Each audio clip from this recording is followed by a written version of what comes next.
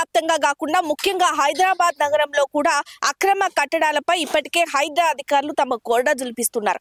తెలంగాణ రాష్ట్రంలో కాంగ్రెస్ పార్టీ అధికారంలోకి వచ్చినప్పటి నుంచి ప్రభుత్వ సొమ్మును ఆక్రమించుకొని ఉంటున్న కబ్జాదారులపై ఆక్రమణదారులపై కూడా ప్రభుత్వం ముక్కుపాదం మోపుతోంది. ఈ నేపథ్యంలో హైడ్రాకు సంబంధించి హైడ్రా కమిషనర్ రంగనాథ్ ఆధ్వర్యంలో హైదరాబాద్ నగరంలో అక్రమంగా కబ్జాలు చేసుకొని ఉంటున్న వారిని కూడా హైడ్రా అధికారులు కూల్చివేసి పంపించేస్తున్నారు. మరి దీనికి సంబంధించి ప్రస్తుతం మనం కూకట్పల్లి నల్ల చెరువు వద్ద అయితే ఉన్నాము. గత 2 రోజుల నుంచి ఇక్కడ హైడ్రా అధికారులు కూల్చివేతలు అయితే ప్రారంభించారు. మరి కూల్చివేతలకు సంబంధించి ఎన్నో ఏళ్లుగా కూడా ఆక్రమించుకొని ఉంటున్నారు. అసలు ఎటువంటి గుర్తింపు లేకుండానే ప్రభుత్వ భూమిని ఆక్రమించుకొని ఉంటున్నారు అంటూ కూడా హైడ్రా అధికారులు అయితే ఆరోపిస్తున్నారు. కానీ బాధితుల విషయానికి వస్తే 30-40 సంవత్సరాల నుంచి తమ తాత ముత్తాతలటువంటి ఆస్తుల్లో తాము ఉంటున్నప్పుడు ప్రభుత్వం తమను ఉండనివ్వడం లేదంటూ కూడా బాధితులు వాపోతున్నారు. ప్రస్తుతం మనమైతే కూకట్పల్లి నల్ల చెరువు వద్ద ఉన్నటువంటి ప్రకాష్ నగర్ లో అయితే ఉన్నాము. హైడ్రా అధికారులు ఇప్పటికే ఇక్కడ ఆక్రమించుకొని ఉంటున్న పలు కుటుంబాలను కూడా బయటికి పంపేసి ఇక్కడ ఉన్నటువంటి గుడిసెలను కూడా కూల్చేయడం జరిగింది. దీనికి సంబంధించినటువంటి విజువల్స్ అయితే మనం ఎక్స్క్లూసివ్ గా చూస్తున్నాము. మనం ఇక్కడ చూడొచ్చు. అంటే ఎన్నో ఏళ్లుగా ఇక్కడికి వచ్చి నిరుపేదలు అతి పేదవారు నివసించే ఈ ప్రాంతంలో కూడా గుడిసెలు వేసుకొని కనీసం గుడిసె నీడలో ఉంటున్న వారిని కూడా హైడ్రా సిబ్బంది ఉండనివ్వకుండా కూల్చివేసినటువంటి దృశ్యాలను మనం చూస్తున్నాము. ప్రస్తుతం కూకట్పల్లి నల్ల చెరువు వద్ద చెరువుని ఆక్రమించుకొని కూడా ఇటువంటి గుడిసెలకు సంబంధించి లేకపోతే అక్రమ కట్టడాలకు సంబంధించి కూడా ఈ నల్ల చెరువుని ఆక్రమించుకొని కట్టడాలు జరిపారు అంటూ కూడా హైడ్రా ఆరోపిస్తోంది. మరి దీనికి సంబంధించి కూడా ప్రస్తుతం విజువల్స్ లో చూస్తున్నట్టయితే ఏదైతే చిన్న చిన్న గుడిసెలు అంటే అక్కడ నుంచి మనం చూస్తున్నాము ఈ దారినంతా కూడా కబ్జా చేసి కూడా ఈ గుడిసెలు నిర్మించారు అంటూ కూడా ప్రభుత్వంతో పాటు హైడ్రా ఆరోపిస్తూ వీటిని కూల్చేసినటువంటి దృశ్యాలు కూడా చూస్తున్నాం. ఖచ్చితంగా కూడా ఏదైతే ప్రభుత్వ సొమ్ము ఉంటుందో ఖచ్చితంగా అది ప్రభుత్వమే అనుభవించాలి.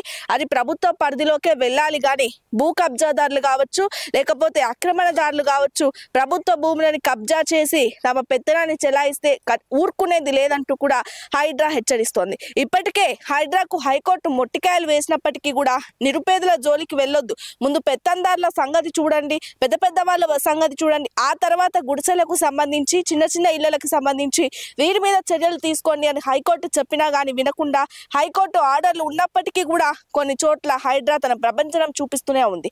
మరి గత 2 రోజులుగా హైదరాబాద్ నగరంలో కూకట్పల్లి నల్ల చెరువు వద్ద ఆక్రమించుకొని అక్రమంగా కొన్ని సంవత్సరాల నుంచి ఎటువంటి గుర్తింపు లేకుండా అసలు తాము ఎందుకు అక్కడ ఉంటున్నామో అని కూడా తెలియకుండా జీవనాధారంగా చేసుకొని చిన్న చిన్న పనులు చేసుకుంటూ ఇక్కడ ఉంటున్న వారిని కూడా హైడ్రా అధికారులు మాత్రం వదలడం లేదు. కూకట్పల్లి నల్ల చెరువు వద్ద కూడా ఆక్రమణలను హైడ్రా అధికారులు కూల్చివేస్తున్నారు. హైడ్రా అధికారులు నిర్దాక్షిణ్యంగా ఉంటున్న పేదవారిని కూడా ఇక్కడ నుంచి తరలించేసింది. ఎక్కడికక్కడ అక్రమ కట్టడాలను కూడా నేలమట్టం చేస్తారు హైడ్రా అధికారులు. కాసేపు అక్కడ నేలమట్టం చేసే విధానంలో కూడా తీవ్ర ఉద్రిక్త పరిస్థితులు కూడా నెలకొన్నాయి. తాము కొన్ని సంవత్సరాల నుంచి తమ తాత ముత్తాతల నుంచి ఇక్కడ ఉంటున్నా కానీ ప్రభుత్వం పట్టించుకోకుండా తమని వెలివేసింది అంటూ కూడా బాధితులు ఆరోపిస్తున్నారు. ప్రస్తుతము ఇక్కడ కూల్చివేసిన ప్రదేశంలో అయితే ఒక వ్యక్తి ఉన్నారు, మాట్లాడదాం. ఇక్కడే ఉండేవాళ్ళ మీరు? ఇక్కడే ఉంటారు మేడం. అంత ఊరికి వెళ్ళారు.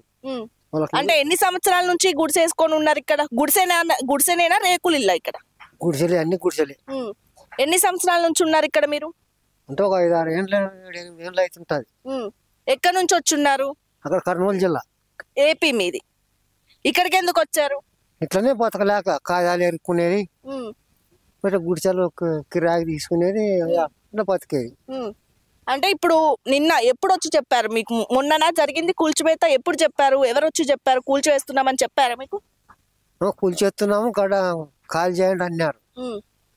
మీరేమన్నారు మరి? ఏమని చెప్పినట్టు ఇంకా ఓనర్ చెప్పినప్పుడు సేల్ తినేది కదా, కాల్ చేసిరు ఎవరంతకెవరు కాల్ చేసుకొని వెళ్ళిపోయారు. మరి కూల్చివేసిన వాళ్ళకి ఏం చెప్పింది మరి?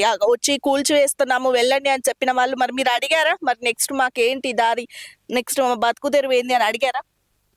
ఎవరు మేడం అవన్నీ ఎవరు అడగలే. కొలగొడతామంటే కొలగొట్టుకొని అన్నారు. సామాన్ ఎవడు మోసుకున్నాడు అంతే. ఏం చెప్పాలనుకుంటున్నారు మరి? మనకేం తెలుసు మేడం, అంతా పెద్దోళ్ళంతా పోయినారు. మనం ఏదో ఉన్నాను, నిన్న మొన్న కొత్తగా వచ్చినాము.